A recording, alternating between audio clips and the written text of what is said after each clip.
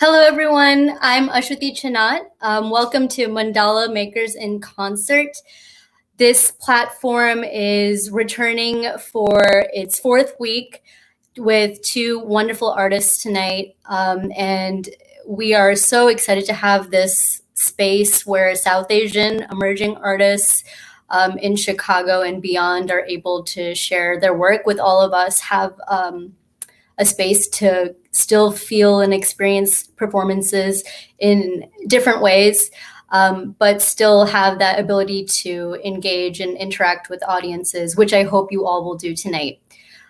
We have one more concert after this next week, which will be very different. We will have comedy and storytelling, so we hope you'll join us for that.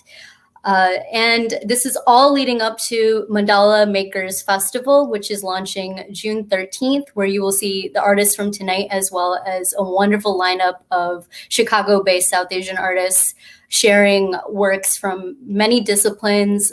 There's multidisciplinary work, animation, dance, music, theater. And so it's going to be a stunning display of the diversity of perspectives of young South Asian voices we have here in Chicago. So please help us make this possible.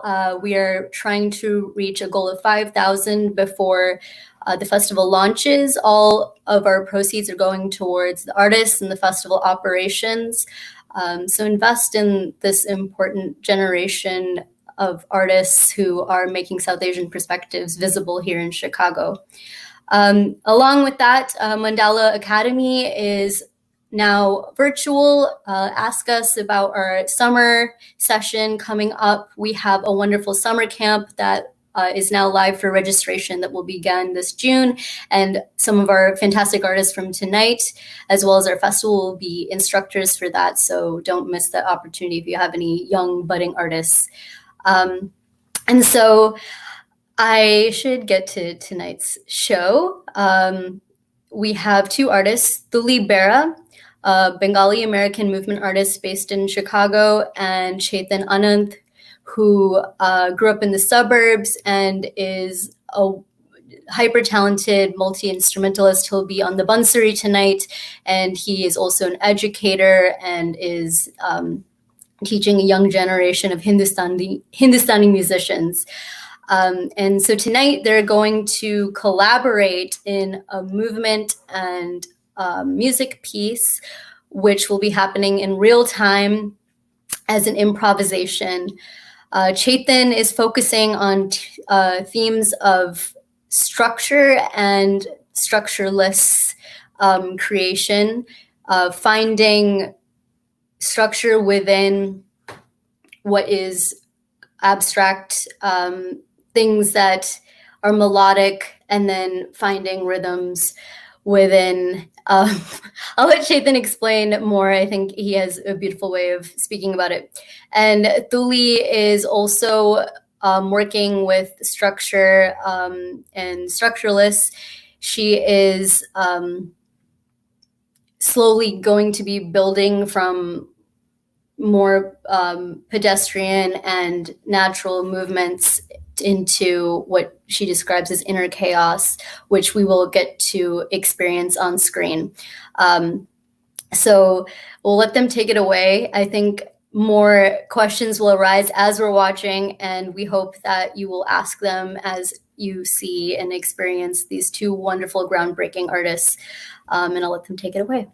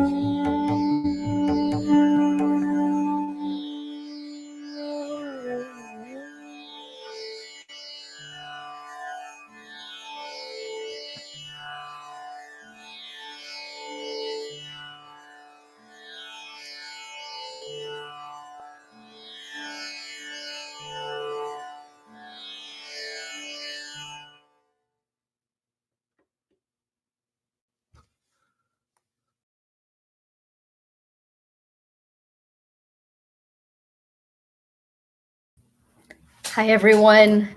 Thank you for joining us for that just luscious experience. I mean, I don't know another word to describe the combination of the sounds and movement. I'm going to let you all in a secret. Tuli and Chethan were improvising in real time, and this was their first ever collaboration, and it was virtual. So we all got to engage with a real-time artistic exchange where they were sensing each other out before our eyes. And yeah, I think it's special that we got to witness something like that. If there are any positives in terms of artistic creation during this time, we are finding some interesting ways to create and circumvent a lot of the obstacles that face us as we practice our disciplines during this time in isolation. So I'm very grateful to have two groundbreaking artists, Tuli and Chethan, share their talent with us. So it is now time for questions and answers. They will lead or kick off the discussion, sharing a little bit about their process tonight. But please keep asking your questions. I'm sure that you had many. We saw lots of interesting and new things tonight. So please be a part of this special interaction. We can connect that we are a part. So I'm going to turn it over to these two.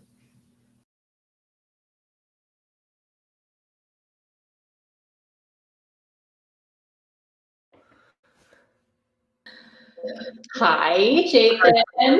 Hi, Doty. That was a lot of fun. That was a little insane. I definitely lost track of time. I'll be quite honest. I was watching very carefully the time, but good. One of us has good partnership right there. Yes, yeah, it worked out. Yeah. How was it for you? Like what? It was very interesting.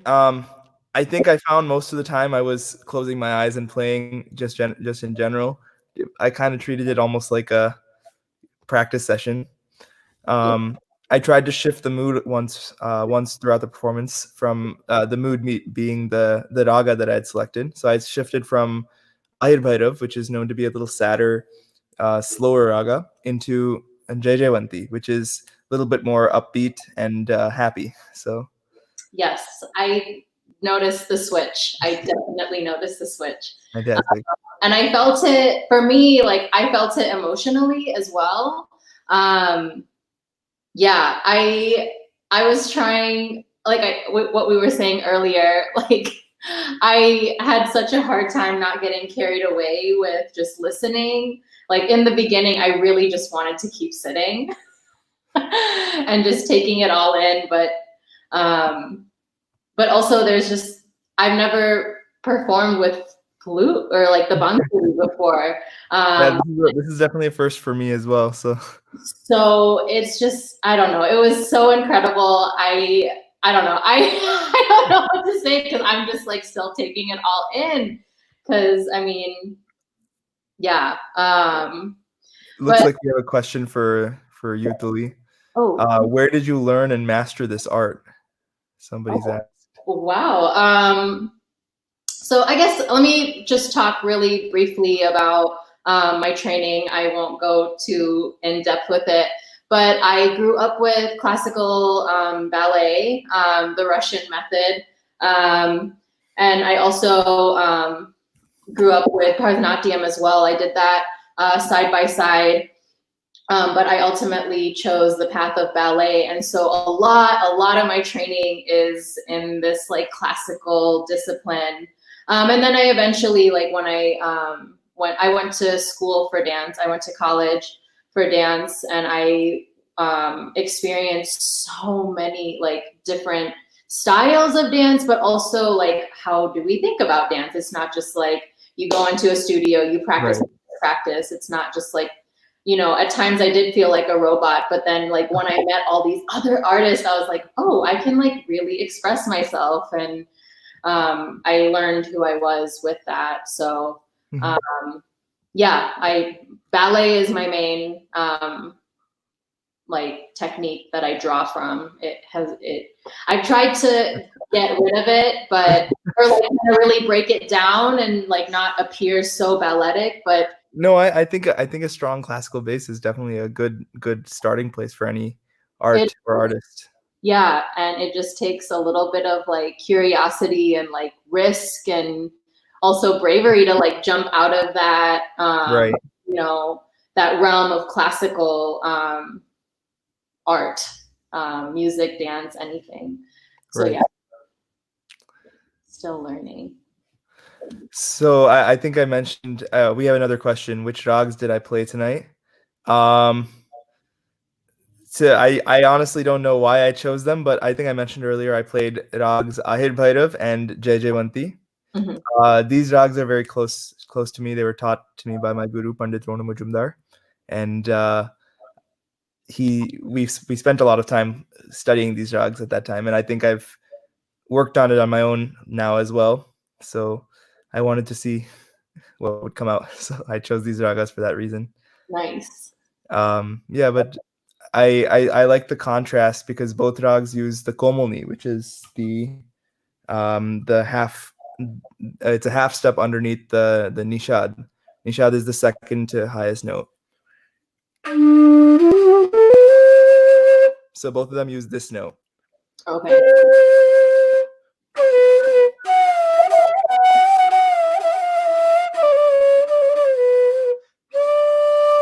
So that's a little bit of Jaijawanti. And Ahir Bhairav uses the same knee, but when it contrasts against the Komol Re, it creates a completely different vibe.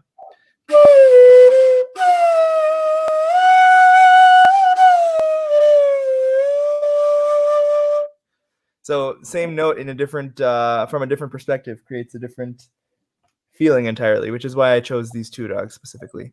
Yeah, wow. Sorry, I'm just like, keep playing. Thank you. Yeah, this was amazing. Let's see, there's yeah, I think people are asking how COVID has definitely affected our art. It definitely has affected mine. Tuli, why don't you go ahead and honestly, like, I'll be very blunt and honest. I have had almost like urge to create sometimes. Just being, we are stuck in our homes in a way, and it can be such like, it feels like the walls are closing in, and like any idea you have, you're just like, I don't really want to do it. But I found that with these like improvisational collaborations, it's like, how can I say no to that? You know, like it's like this surprise and like this like unknown that it's hard to say no. So I definitely felt more of an urge when like when Ashwati asked me, I was like, oh yeah, I'm so down. Like there was no question. But, you know, if I'm just like my day to day, I'm like, I should really like think about what's gonna happen after like we return back to studios or with other people, and it just like, nope, I'm gonna go eat something. But yeah, it's like this experience was just for me, it wasn't. It was a live performance, but it was also like creation in the moment. and Right. like we were just experimenting together, and like there's so much beauty in that. Like this will never ever happen again. You know, not that we won't ever collaborate. I mean, like what we did. Right. Of course. Yes. This is it. Nice to meet you. But that's like the beauty of it, and why I was so excited for this, because you just don't know what's gonna happen with another person and just with yourself. And like changing my apartment into a performance space, I had no idea this was ever gonna happen. Yeah, so it was lovely. Mm-hmm. I think with COVID, I personally I'm not performing as much as I normally would be during this time of year. So it's these live streams are it's a great opportunity for me to share my art with whoever wants to listen. Totally. And whoever does listen it's a blessing for me. So thank you. I'm in a way I found this quarantine to be in some ways beneficial to my music, in fact, because I've had time to like stay inside and just think about what I want to put out when I sit on stage. Mm-hmm. So it's I get a little extra time for practice, and more than that, I'm getting a lot of time to teach my students, and they're progressing nicely. So I'm happy with that. So that's kind of been my experience so far. So it was a lot of fun performing tonight as well. It was just a little extension to this almost meditation during this COVID time. Yeah, definitely. Okay, I think we're like out of time. Yeah. So yeah, thank you, Chethan, so much. Thank you, everyone who watched, and Ashwathi, Mandala. Yeah, I had a great time. Yes, thank you.